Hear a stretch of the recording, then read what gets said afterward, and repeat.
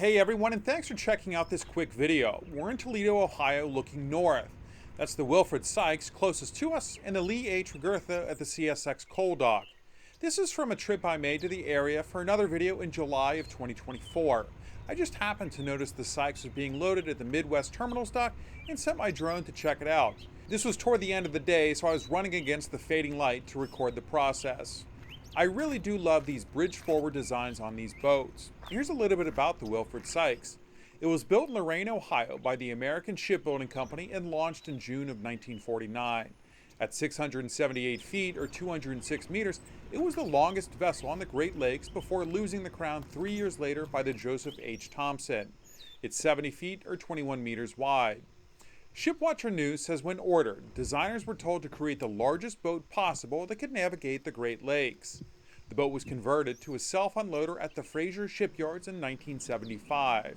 The Sykes has a lot of rich history, including being involved in the search efforts of the Edmund Fitzgerald after it sank on November 10, 1975. I'll include a link to the Shipwatcher News article if you want to learn more about her.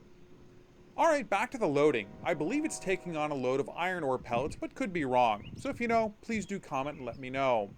We can see this is a pretty simple loading chute. The cargo is sent up the conveyor belt before being dropped into that chute, which directs it where to go.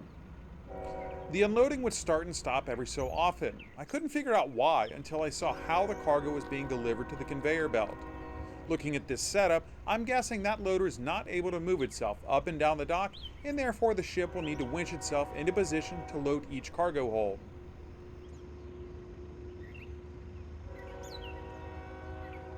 As we move around the ship, we can see another conveyor belt is feeding this one. You can see it runs out of taconite pellets, and then a moment later starts loading them once more.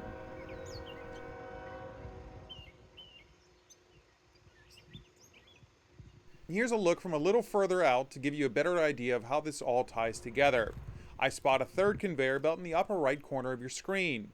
That's where the iron ore is initially being loaded before making its way into the belly of the boat.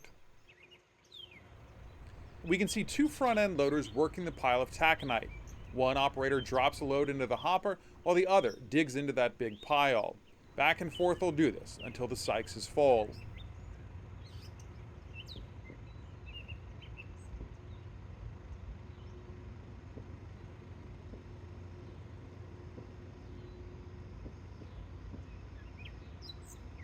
I'm not sure, but I believe these conveyor belt loaders are movable, so they can be put pretty much anywhere on this dock depending on where they're needed. In the background, you can see the Synovus Petroleum Refinery. It creates more than 5 million gallons in total in a combination of gasoline, diesel, and jet fuel a day.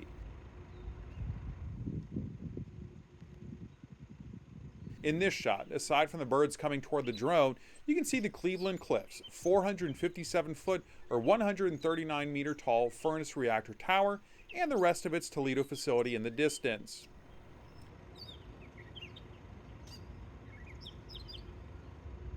Alright, well that does it. I hope you enjoyed this brief look at the Wilfred Sykes being loaded in Toledo. If you enjoyed the video, I really would appreciate it if you'd hit that like button.